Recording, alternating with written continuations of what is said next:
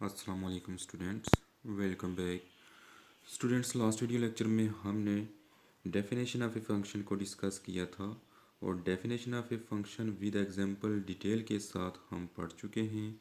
आज का जो हमारा टॉपिक है, आज के इस लेक्चर में हम टाइप्स ऑफ ए फंक्शन को डिस्कस करते हैं। तो इस कोर्स में हमारी जो types of a function use हो रही हैं उनको देख लें आप। तो सबसे पहले टाइप्स ऑफ ए फंक्शन, तो फंक्शन की कौन कौन सी टाइप्स हैं। Some important types of functions are given below. तो सबसे पहली टाइप्स हमारी अलजेब्रिक फंक्शंस।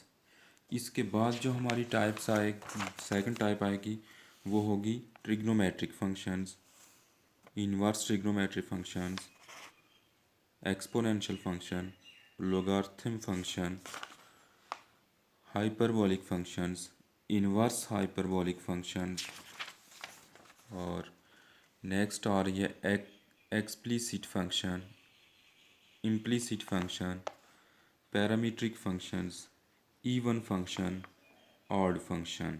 ये हमारी टाइप्स ऑफ फंक्शन इस कोर्स में यूज़ हो रही हैं। इनको हम बारी बारी डिटेल के साथ डिस्कस करेंगे। तो सबसे पहली है टाइप अलजेब्रिक फंक्शंस। तो डेफिनेशन है इसकी, algebraic function are those function which are defined by algebraic expressions. के अलजेब्रिक फंक्शन हम उन फंक्शन को कहेंगे जिनमें कोई अलजेब्रिक जुमला, अलजेब्रिक एक्सप्रेशन यूज़ होगा। We classify algebraic function as follows. अब इसमें आगे अलजेब्रिक फंक्शंस की भी मज़ीद कुछ अक़साम की गई हैं। अलजेब्रिक फंक्शन की भी टाइप्स हैं यहाँ। तो अलजेब्रिक फंक्शन की सबसे पहली टाइप है पोलिनोमियल फंक्शन। अब पोलिनोमियल फंक्शन की definition of function P of the form, कि ऐसा फंक्शन जो इस फॉर्म में लिखा जाए P of x a n x power n plus a n minus one x power n minus one plus a n minus two x n minus two plus up to so on plus a two x की power two a one x plus A not. यानी कि इस form में जो function लिखा जाएगा उस function को हम कहेंगे, वो फंक्शन कौन सा है, पॉलिनोमियल फंक्शन है। For all x where the coefficient a n minus one a n minus two a one a zero are real number and the exponents are non negative integer. कि इस polynomial में ये जो use हो रहे हैं n minus two n minus one n minus two ये two one, ये क्या है, रियल नंबर हैं। और ये वाले जो ऊपर यूज़ हो रहे हैं पावर्स में एन माइनस वन, ये इसकी क्या हैं, एक्सपोनेंट हैं और नॉन नेगेटिव इंटीजर्स हैं। इसका हल पॉलिनोमियल फंक्शन, ये पॉलिनोमियल फंक्शन की डेफिनेशन है। आगे अगर इसकी डोमेन बतानी हो तो the domain and range of P F x polynomial function को रिप्रेजेंट करेगा। और in general subset of real number, के जनरली अगर हम इनकी डोमेन रेंज बताएं तो वो क्या है, सेट ऑफ रियल नंबर हैं। आगे है if a n not equal to zero, अगर इसमें ए एन, ये वाला जो एन यूज़ हो रहा है इसमें फर्स्ट टर्म में, not equal to zero, then p of x is called polynomial function of degree n. तो फिर हम कहेंगे कि ये फंक्शन कौन सा है, पॉलिनोमियल फंक्शन है, डिग्री कौन सी है, n. A n is the leading coefficient of p of x, और इसमें ये जो ए एन होगा ये इसका लीडिंग कोफिशिएंट होगा, इसको लीड करने वाला। एग्जाम्पल देखें इसकी, for example P of x equal to x की power four minus three x cube plus two x minus one. ये एक अलजेब्रिक फंक्शन है, अलजेब्रिक फंक्शन की फॉर्म में लिखा है। इज ए पोलिनोमियल, इसको हम पोलिनोमियल फंक्शन कहेंगे। ऑफ डिग्री फोर, डिग्री कितनी है, यानी कि इस फंक्शन में जो हाईएस्ट पावर होगी वही इसकी क्या होगी, डिग्री होगी। कि वेरिएबल की हाईएस्ट पावर इसमें देखें तो क्या है, फोर है, तो इसलिए इसे डिग्री फोर कहेंगे। विद लीडिंग कोफिशिएंट टू, इसका जो लीडिंग कोफिशिएंट है यानी कि जो सबसे पहले इसको लीड करने वाला कोफिशिएंट है वो क्या है, टू है। तो ये आपको ऑब्जेक्टिव में पूछ सकते हैं कि इस पॉलिनोमियल फंक्शन की डिग्री कितनी है, तो आप इसकी हाईएस्ट पावर बताएंगे। अगर कहीं डिग्री इसकी फाइव सिक्स सेवन जो भी यूज़ हो रही है, जो भी इसकी सबसे बड़ी पावर होगी वो इसकी क्या होगी, डिग्री होगी। और जो बड़ी पावर के साथ आपका कोफिशिएंट होगा वो कोफिशिएंट कौन सा होगा, लीडिंग कोफिशिएंट होगा। अब अलजेब्रिक फंक्शन की दूसरी टाइप है लीनियर फंक्शन। आप स्टूडेंट्स लीनियर इक्वेशन से भी वाकिफ़ होंगे कि ऐसी इक्वेशन जो मसलन इस तरह की, अगर हम इक्वेशन लिखें कोई x plus two equal to zero, जिसमें वेरिएबल की पावर वन हो, तो इस इक्वेशन को हम क्या कहेंगे, लीनियर इक्वेशन। तो लीनियर फंक्शन भी इसी तरह से हम डिफाइन करेंगे। If the degree of polynomial function is one, कि जो पॉलिनोमियल फंक्शन हमारा यूज़ होगा उसकी डिग्री अगर वन हो, then it is called linear function. फिर हम उसे कहेंगे वो क्या है, लीनियर फंक्शन है। जैसे ये एग्जांपल लिखे है, इसमें हमारी डिग्री कितनी है, 4 है, तो ये लीनियर नहीं है। अगर इसी फंक्शन को हम इस तरह लिख दें कि हमारा जो फंक्शन है पॉलिनोमियल फंक्शन, अगर P of x equal to 2x plus one, अब इसमें देखें हमारी डिग्री कितनी है, वेरिएबल की पावर 1 है, तो डिग्री इसकी कितनी है, 1। 1 डिग्री है, इसलिए ये जो फंक्शन होगा इस फंक्शन को हम क्या कहेंगे कि ये क्या है, लीनियर फंक्शन है। Linear function is of the form F of x equal to A X plus B. ये उसकी जर्नल फॉर्म लिखी है, A not equal to zero, यानी कि ए ज़ीरो के इक्वल नहीं है, क्योंकि अगर ए ज़ीरो हो गया तो ये फंक्शन लीनियर नहीं रहेगा, क्योंकि वेरिएबल ख़त्म हो जाएंगे। ए बी और रियल नंबर, ये जो ए बी यूज़ हो रहे हैं ये क्या है, रियल नंबर हैं। फॉर एग्जाम्पल, इसकी एग्जाम्पल लिखिए, F of x equal to 3x plus 4 और Y equal to 3x plus 4 is a linear function. Its domain है रेंज और सेट ऑफ रियल नंबर। इनकी अगर डोमेन रेंज बतानी हो तो वो भी क्या है, सेट ऑफ रियल नंबर है। तीसरी टाइप है इसकी आइडेंटिटी फंक्शन।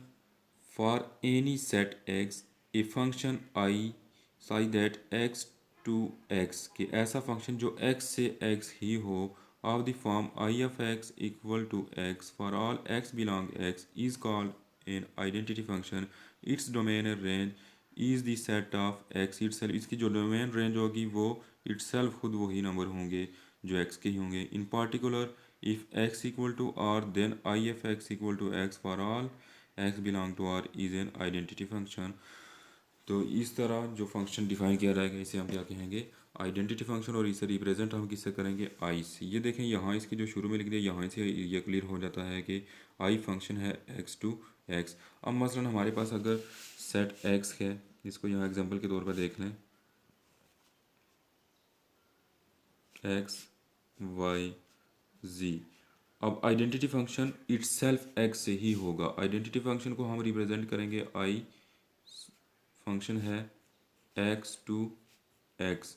इसको अगर हम इस तरह फंक्शन में शो करें, एक्स वाई जी, ये किसके फंक्शन है, एक्स के, और दूसरा भी हमारा कौन सा यूज़ होगा, एक्स खुद ही यूज़ होंगे, एक्स वाई और जी। इनकी अगर कोई मैपिंग कराएं, इनसे अगर कोई फंक्शन हम बनाएं, तो इस फंक्शन को हम क्या कहेंगे, यानी कि ये जो एफ ऑफ एक्स हमारा बन रहा है इसे हम कहेंगे आई। आइडेंटिटी फंक्शन यानी कि एक्स से एक्स की फंक्शन है, तो इसलिए इस फंक्शन को हम क्या कहेंगे, आइडेंटिटी फंक्शन। तो इसकी डोमेन रेंज इटसेल्फ वही एक्स के ही होंगे। हमने पढ़ा हुआ है कि इसकी डोमेन सेट ऑफ, जो इसके फर्स्ट सेट के एलिमेंट होते हैं वो होती है इसकी डोमेन, और जो इसकी आउटपुट हमें मिलती है वो क्या है, रेंज। अब जो इसकी डोमेन है वही इसकी क्या है, रेंज भी है। नेक्स्ट चलते हैं फोर्थ नंबर पे, कांस्टेंट फंक्शन। कांस्टेंट से यही शो हो जाता है कि इसमें कोई वेरिएबल यूज़ नहीं होगा बल्कि कोई कांस्टेंट टर्म होगी। Let X and Y be set of real number, के एक्स और वाई ये कोई रियल नंबर हैं। A function C such that X to Y defined by, constant function को इस तरह डिफाइन करेंगे, सी फंक्शन है X to Y, X Y हम शुरू में डिफाइन कर चुके हैं, वो क्या है, रियल नंबर हैं, defined by c of x equal to a. अब यहाँ ये सी ऑफ एक्स ये कांस्टेंट फंक्शन को रिप्रेजेंट कर रहा है, इक्वल टू ए कोई रियल नंबर है, for all x belong to x and a belong to y and fix is called a constant function. इसे हम कहेंगे ये कांस्टेंट फंक्शन है। For example c function R to R defined by c of x equal to R to R, मतलब कि कोई real number इनमें use हो रहे हैं, कोई वेरिएबल यूज़ नहीं हो रहे। For all x belong to R is a constant number, के इसमें जो सारे एक्स हैं वो क्या हैं, कोई भी रियल नंबर है। जैसे यहाँ इन्होंने रियल नंबर कौन सा लिखा है, to, C of x equal to, ये क्या है, कांस्टेंट फंक्शन है। इसके अलावा अगर हम कोई लिख दें सी ऑफ एक्स इक्वल टू -4, तो इसे भी हम क्या कहेंगे, ये क्या है, कांस्टेंट फंक्शन है। सी ऑफ एक्स इक्वल टू 20 क्या है, कांस्टेंट फंक्शन है। यानी कि इसमें कोई वेरिएबल नहीं लिखना। मसलन अगर इसमें हम एक्स लिख देंगे तो ये कौन सा फंक्शन बन जाएगा, आइडेंटिटी लीनियर फंक्शन बन जाएगा। नेक्स्ट चलते हैं स्टूडेंट, इसकी पांचवी टाइप है रेशनल फ्रैक्शन फंक्शन। अब रेशनल फ्रैक्शन से वाकिफ़ होंगे, जैसे रेशनल फ्रैक्शन है वैसे ही रेशनल फंक्शन भी हम डिफाइन करेंगे। इसकी definition a function R of X rational के लिए यूज़ कर रहे हैं, of the form P of X divided by Q of X where both P of X and Q of x are polynomial functions, कि अगर वो दोनों जो पोलिनोमियल है हमारे पी ऑफ एक्स भी पोलिनोमियल है और क्यू ऑफ एक्स भी, ये दोनों इस फॉर्म में लिखे जाएँ तो इसे हम रैशनल फ्रैक्शन कहेंगे। Function Q of X not equal to zero, ये दोनों ज़ीरो भी नहीं होने चाहिए, ये कोई ना कोई टर्म होनी चाहिए, is called rational fraction. The domain of rational fraction R of X is set of real number X for which Q of X not equal to zero, कि इसकी जो डोमेन रेंज होगी वो क्या होगी, सेट ऑफ रियल नंबर होगी।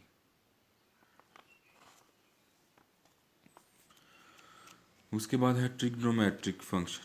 इसकी example देख लें, सॉरी, रैशनल फ्रैक्शन की। रैशनल फ्रैक्शन अगर आप लिखना चाहें तो इस फॉर्म में हम इसको लिखेंगे, यानी कि R of x equal to जो कंडीशन लिखी है कि P of X divided by Q of X. अब पी ऑफ एक्स भी कोई आप पॉलिनोमियल लिख सकते हैं, एक्स की power 4 plus 2x plus 4 divided by 3x 3 plus 4x plus 1, यानी कि इस फॉर्म में ये जो फंक्शन डिफाइन किए गए हैं, इस फंक्शन को हम कहेंगे क्या, रैशनल फंक्शन। इसके बाद है ट्रिग्नोमेट्रिक फंक्शन। तो ट्रिग्नोमेट्रिक फंक्शन के लिए आपने सिंपल याद रखना है कि ऐसे फंक्शन जिसमें ट्रिग्नोमेट्रिक फंक्शन यूज़ होंगे उन्हें हम कहेंगे ट्रिग्नोमेट्रिक फंक्शन। ट्रिग्नोमेट्रिक फंक्शन 6 होते हैं, sine, cos, tan, secant, cosecant और कोटेंजेंट। ये जिन फंक्शन में भी यूज़ होंगे उन्हें हम कहेंगे कि ट्रिग्नोमेट्रिक फंक्शन, या इस तरह हम कह सकते हैं a function in which at least one trigonometric function is appear is called trigonometric function.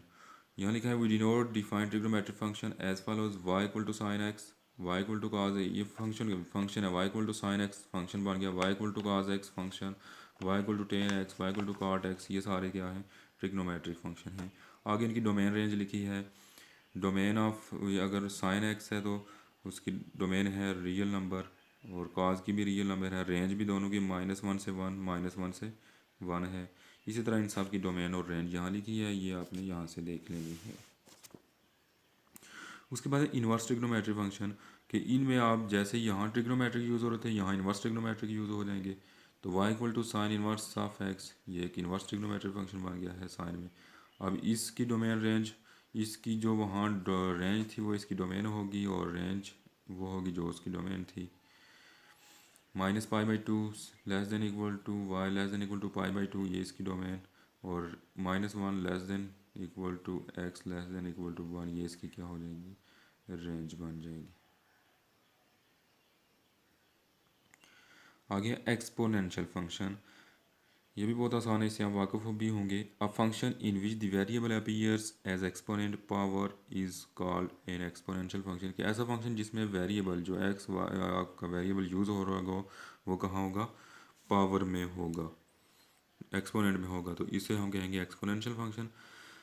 The function y equal to e की power A x, y equal to e की power x, y equal to 2 की power x, ई की power x log 2 etc, इस तरह के जो function होंगे इन्हें हम कहेंगे एक्सपोनेंशियल फंक्शन। आगे लोगार्थम फंक्शन। तो लोगार्थम फंक्शन है इफ़ x इक्वल टू ए की पावर y देन, अब इनके दोनों तरफ log जब अप्लाई करेंगे, y equal to log A की power A X where A greater than 0, A not equal to 1, A greater than 0 है बल्कि नॉट इक्वल टू 1 के भी नहीं है, is called logarithm function of x, इसे हम कहेंगे ये लोगार्थम फंक्शन किसका है, एक्स का है। अब इसके आगे दो टाइप्स हैं लोगार्थम फंक्शन की। इफ़ ए इक्वल टू 10, यहाँ जो ए यूज़ हो रहा है ये वाला ए, ये ए अगर 10 है, इस ए को हम यहाँ लॉग में बेस कहते हैं। अगर इस लॉग की बेस 10 है तो इसके लिए कौन सा हम यूज़ करेंगे, if a equal to 10 then we have log 10x written as log of x which is known as common logarithm of x, जिसमें बेस 10 होगी वो कॉमन लोगार्थम होगा और जिसमें बेस ई होगी वो नेचुरल लोगार्थम होगा। If a equal to e, अब सेकंड अगर ए ई के इक्वल आ जाए, then we have log of e, इसको फिर इस टर्म में फॉर्म में लिखेंगे log e x written as log of x which is known as natural logarithm of x. ये लोगार्थम की टाइप हैं, ये आपने याद रखनी है। कि कॉमन लॉगरिथम वो होगा जिसमें बेस उसकी क्या होगी 10 होगी, यानी कि a इक्वल 10 होगा। और नेचुरल लॉगरिथम वो होगा जिसमें बेस e के इक्वल होगी, यानी कि a इक्वल टू e हो, तो उसे हम कहेंगे नेचुरल लॉगरिथम। नेक्स्ट है आगे हाइपरबोलिक फंक्शंस। तो स्टूडेंट्स याद रखना कि हाइपरबोलिक फंक्शन जैसे हमने साइन एक्स लिखते हैं साइन फंक्शन, यानी कि y equal to sine X अगर हम लिखते हैं, तो अगर इसी को हम लिख दें y equal to sine H X, H यहाँ जो हम यूज़ कर रहे हैं ये रिप्रेजेंट करेगा हाइपरबोलिक को, तो y equal to sine hyperbolic X इसे हम पढ़ेंगे। तो हाइपरबोलिक के लिए स्टूडेंट्स आपने सिर्फ दो फार्मूले याद रखने हैं कि hyperbolic sine hyperbolic equal to किसके होता है, काज हाइपरबोलिक किसके इक्वल है। तो एक ये भी छः होते हैं, sine hyperbolic, cos hyperbolic, tan hyperbolic, secant, cosecant और कोटेंजेंट। तो इसके लिए आपने सिर्फ पहले दो याद रखने, बाकी खुद फाइंड हो जाते हैं। मसलन साइन हाइपरबोलिक एक्स अगर हम लिखते हैं तो ये इक्वल होता है, ये आपको याद रखना पड़ेगा, ई की पावर एक्स माइनस ई की power minus x divided by 2। या फिर ये कहीं इस तरह भी लिखा हो तो उससे आपने घबराना नहीं है, बुक में हो सकता है कि ये इस फॉर्म में लिखा हो 1/2 इंटू ई की पावर एक्स माइनस ई की पावर माइनस एक्स। तो ये भी वही चीज़ है, इसमें 2 डिवाइड की फॉर्म में ये 1/2 बाहर लिखा हुआ है, तो ये किसके इक्वल है, साइन हाइपरबोलिक एक्स के। एक ये आपने याद रख लेना है साइन का और दूसरा काज का। काज हाइपरबोलिक एक्स, साइन हाइपरबोलिक और काज हाइपरबोलिक में सिर्फ एक ही फ़र्क है, ई की पावर एक्स प्लस साइन में यहाँ माइनस आता है और काज में यहाँ प्लस आ जाता है, और ई की पावर आगे इसमें भी यहाँ माइनस ही होगा, ई की power minus x divided by 2। अब देख लें इन दोनों में फ़र्क सिर्फ इनकी सिंबल्स का है कि साइन में माइनस आएगा और काज में प्लस आएगा। तो ये दो फार्मूले जब आपको याद होंगे तो इसके बाद अगर आप टेन का फाइंड करें तो टेन हाइपरबोलिक आप जानते हैं कि टेन हाइपरबोलिक एक्स किसके इक्वल होता है, sign hyperbolic x divided by cause hyperbolic x. तो साइन हाइपरबोलिक की जगह उसकी वैल्यू पुट करें, ई की पावर एक्स माइनस ई की power minus x divided by 2। इसी तरह नीचे काज की वैल्यू पुट करें, काज की क्या है, ई की पावर एक्स प्लस ई की power minus x divided by 2। 2 और 2 कैंसिल हो जाएंगे, बाकी हमारे पास बचेगा ई की पावर एक्स माइनस ई की power minus x divided by e की पावर एक्स प्लस ई की पावर माइनस एक्स। ये जो हाइपरबोलिक फंक्शन होगा ये कौन सा होगा, टेन हाइपरबोलिक एक्स। अगर आपको इसकी समझ आ गई है तो बाकी सारे आप फाइंड कर सकते हैं। टेन के बाद आप काट को जानते हैं कि काट हाइपरबोलिक किसके इक्वल होता है, वो काज ओवर साइन होता है। इसके बाद इनके जो इन्वर्सेस होते हैं, साइन का इन्वर्स होता है कोसिकेंट, और कोसिकेंट आप किस तरह फाइंड करेंगे, 1/, साइन हाइपरबोलिक हो जाएगा, ये किसके इक्वल होता है, कोसिकेंट हाइपरबोलिक एक्स के। यानी कि इस तरह करके बाकी सारे आप फाइंड कर सकते हैं। यहाँ लिखे हैं साइन हाइपरबोलिक एक्स 1/2 ई की पावर एक्स माइनस ई की power minus X is call hyperbolic sine function, इसे हम हाइपरबोलिक साइन फंक्शन कहेंगे। It's domain a range set of real number. इसी तरह काज का लिखा है 1/2 ई की पावर एक्स प्लस ई की power minus X is call hyperbolic cosine function. Sine वाले को साइन फंक्शन कहेंगे और काज वाले को cosine function. Its domain a range set of real number.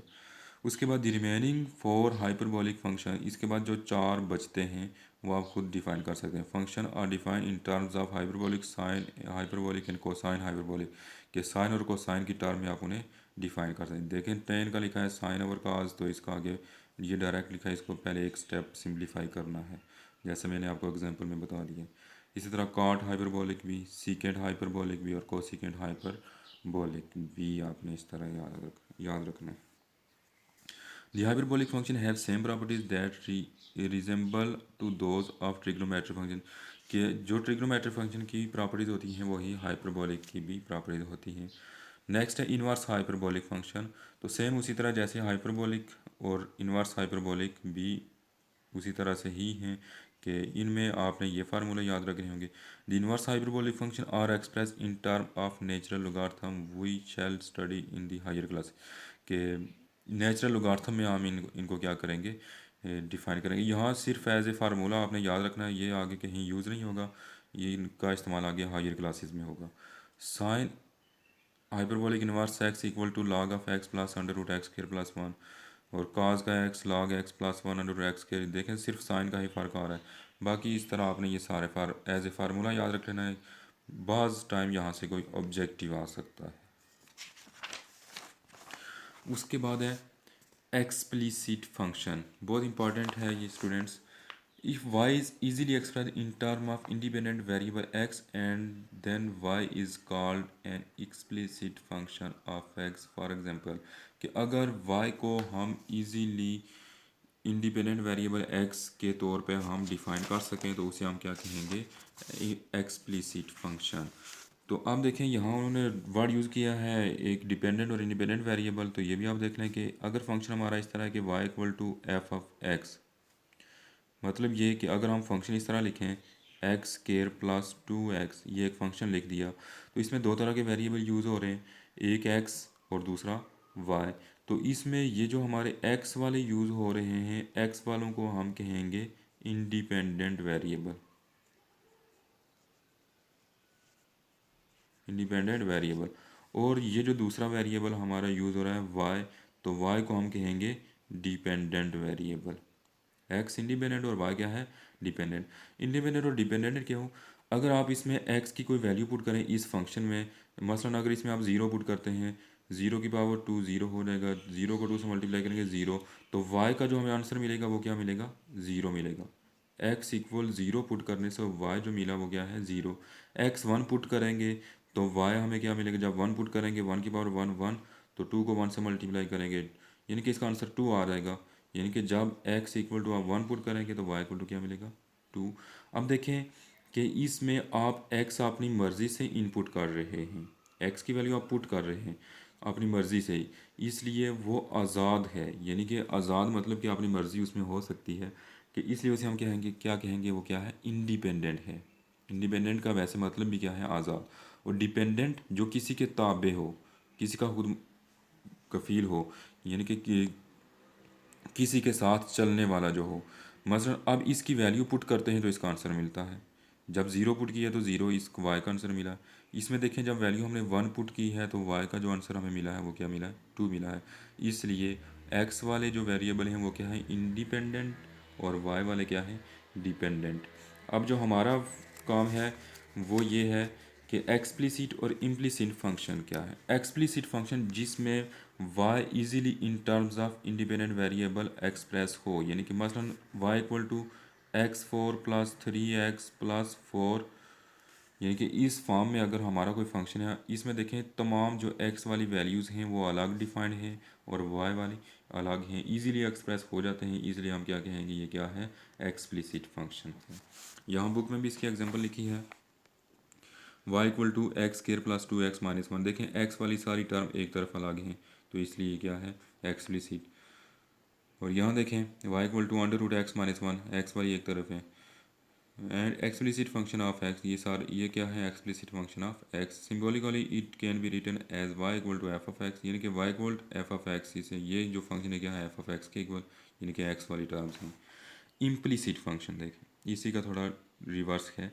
If X and Y are so mixed up कि X और Y अगर एक दूसरे के साथ बहुत ज़्यादा मिक्स अप हों, जिन्हें आप अलग ना कर सकें इजीली, या इजीली एक्सप्रेस ना कर सकें, can not be expressed in term of independent variable X, जिनको आप इस फॉर्म में, इंडिपेंडेंट वेरिएबल फॉर्म में एक्सप्रेस ना कर सकें, then Y is called implicit function of X. For example इसकी एग्जांपल देखें, X square plus X Y plus Y square equal to two, यानी कि आप इसमें देखें एक्स स्केयर यहाँ यूज़ हो रहा है, वाई स्केयर भी यूज़ हो रहा है, एक्स वाई का प्रोडक्ट भी है।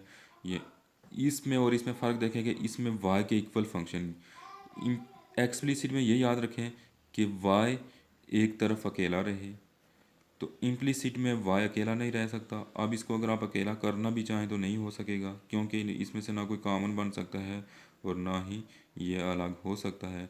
इसलिए इस तरह जिसमें एक्स और वाई मिक्स अप होंगे, वो जो फंक्शन होगा उसे आप क्या कहेंगे, इम्प्लिसिट फंक्शन। नेक्स्ट है पैरामीट्रिक फंक्शंस।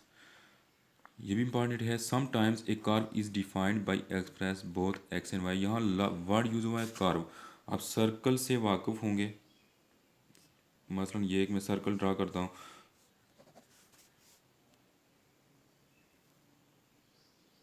तो आप जानते हैं कि सर्कल का जो भी पार्ट, अगर आप कोई पार्ट अलग कर लें यहाँ से यहाँ तक, तो ये एक क्या बन जाएगी, कर्व बन जाएगी। अब बाज़ ग्राफ भी हमारे इस तरह के होते हैं। मसलन अगर हम कोई ग्राफ ड्रा करें, इस तरह का ग्राफ ड्रा करें, ये अगर हमारा ग्राफ है तो ये ग्राफ भी एक कर्व, देखें कर्व नुमा बन रहा है। या फिर अगर आप इस तरह कोई ग्राफ ड्रा कर लें, ये कोई कर्व बन रही है। तो बाज़ औक़ात इस तरह की कुछ कर्व्स आ जाती हैं जिन्हें हम डिफाइन नहीं कर सकते सिर्फ एक्स और वाई से।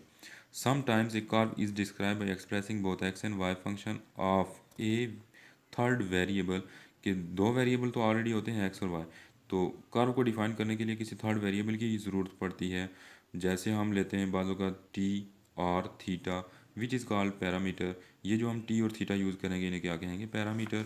The equation of the type, इनकी जो इक्वेशन होती हैं ये सिंगल इक्वेशन नहीं होती है, इनकी दो इक्वेशन होती हैं कि y equal to F of T, Y equal to G of T, यानी कि दो इक्वेशन होंगी। जैसे यहाँ नीचे एग्जांपल में लिखा है x equal to A T square, Y equal to A T. दूसरी देखें x equal to A cos T, Y equal to A sine T. इस तरह की ये जो इसकी एग्जांपल सारी लिखी हैं ये क्या है, पैरामीट्रिक इक्वेशंस हैं। The equation of the type x equal to f of t and y equal to g of t are called parametric equation of the curve। इस तरह की जो इक्वेशन होंगी इन्हें क्या कहेंगे, पैरामीट्रिक इक्वेशंस। अब कहीं ऑब्जेक्टिव में अगर आपसे पूछ लिया जाए कि इस तरह की दो इक्वेशन आपको दी है, x equal to A cos T, Y equal to A sine T, पूछा है कि ये कौन सी इक्वेशन है, तो इनके लिए आपने बताना होगा कि ये पैरामीट्रिक इक्वेशंस हैं। नेक्स्ट है स्टूडेंट E1 फंक्शन, बहुत इंपॉर्टेंट है। ये बेशुमार मरतबा पेपर में ऑब्जेक्टिव के तौर पे और एमसी दूसरा ये डेफिनेशन के तौर पे आ चुका है। इवन फंक्शन और ऑड फंक्शन दोनों। इवन फंक्शन, अब फंक्शन एफ, डेफिनेशन देखें, अब function F is said to be an even, के फंक्शन को हम इवन कहेंगे, ये उसकी कंडीशन, ये बहुत इंपॉर्टेंट है, कंडीशन याद रखनी है। If F of minus x equal to F of X for every number x in the domain of F, कि अगर हम किसी फंक्शन में x की जगह माइनस एक्स रिप्लेस करें तो वो दोबारा अगर एफ ऑफ एक्स के इक्वल आ जाए उसे हम कहेंगे even function. For example F of x equal to X के एक इवन फंक्शन है। इसको आप देख लें इवन फंक्शन कैसे है। मसलन F of x equal to X square है, इसमें अगर आप इवन ऑड चेक करें तो इसको इसी तरह करेंगे by replacing x equal minus x, x की जगह माइनस एक्स पुट करें, जहाँ जहाँ एक्स है वहाँ माइनस एक्स कर दें।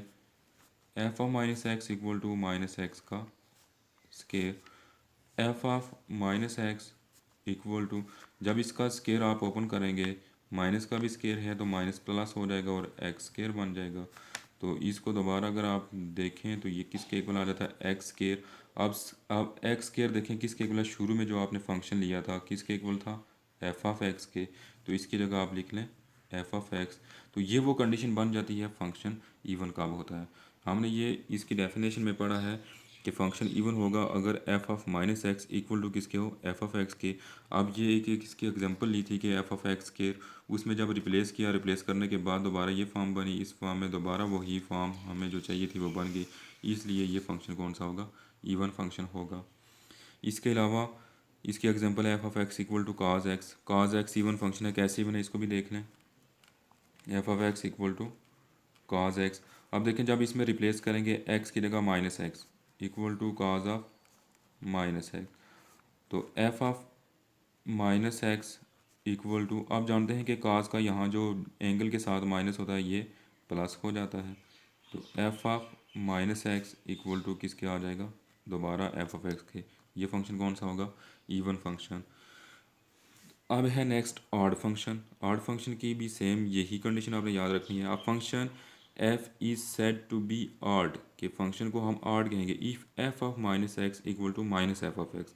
ये देखें कि इवन में f of minus x f of x के इक्वल आना चाहिए और ऑड में f of minus x minus f of x के इक्वल आना चाहिए। ये इस तरह की कंडीशन जब होगी तो ऑड फंक्शन बन जाएगा। ये देखिए MCQ 2016 में ये इस टाइप का आया हुआ कि f of minus x equal to minus x f of x. आगे इसका पूछा हो गया फंक्शन कौन सा है, इम्प्लिसिट है, एक्सप्लिसिट है, इवन है या ऑड है। For every number x in the domain of f, for example F of x cube, कि एक्स क्यूब अगर हम फंक्शन लें f of x equal to x cube, f of x जब replace करेंगे f of minus x equal to minus x की power 3, f of minus x equal to minus x cube, क्योंकि minus जब 3 दफ़ा multiply होगा यानी कि इसकी पावर 3 है तो दोबारा हमारा माइनस ही आएगा और एक्स की power cube. F of minus x equal to, ये माइनस एज इट इज़ लिखेंगे और इस एक्स क्यूब की जगह आप लिख लें एक्स क्यूब किसके इक्वल है, एफ ऑफ एक्स के। ये फंक्शन कौन सा बन जाएगा, ऑड फंक्शन बन जाएगा। इसी तरह जो हमारा साइन फंक्शन होगा f of x equal to sine x, ये भी ऑड है क्योंकि साइन में जब यहाँ माइनस पुट करेंगे साइन का माइनस माइनस हो जाता है, वो माइनस शुरू में चला जाता है, वो माइनस फिर हम कॉमन ले लेते हैं, जैसे यहाँ ये किए हुए हैं दोनों एक्स क्यूब माइनस एक्स, फिर ये साइन के लिए किया है साइन का ये माइनस ये शुरू में चला गया तो equal to minus f of x. तो इसके लिए आप एक बात ये भी याद रख सकते हैं कि इनकी पावर्स के से भी आप देख सकते हैं, जिनकी पावर इवन फंक्शन है, जिनकी पावर इवन नंबर होगी, मसलन 2 है, 4 है, 6 है, 8 है, इस तरह की जो पावर होगी वो फंक्शन कौन से होंगे, इवन। और जिनमें ऑड पावर आएगी 1, 3, 5, 7, 9 इस तरह के जो आएंगे वो कौन से बन जाएंगे, फिर ऑड फंक्शन बन जाएंगे। तो स्टूडेंट्स ये डेफिनेशंस ये टाइप्स ऑफ फंक्शन कंप्लीट हो गई हैं। आज का हमारा टॉपिक यहाँ तक ही है, इसको हम यहाँ कंक्लूड करते हैं। तो नेक्स्ट लेक्चर में हम आगे इसकी एक्सरसाइज स्टार्ट करेंगे या इसकी कुछ एग्जांपल्स भी हैं। तो ये डेफिनेशन आपने अच्छे तरीके से तैयार कर लेनी है। ये आपकी बुक का पेज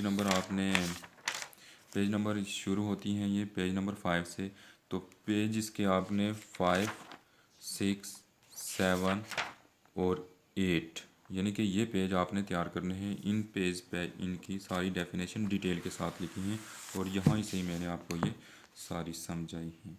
अल्लाह हाफिज़ स्टूडेंट्स। अगर किसी को कोई मसला हुआ या कोई किसी चीज़ की समझ ना आई हुई तो दोबारा मुझसे पूछ लेना।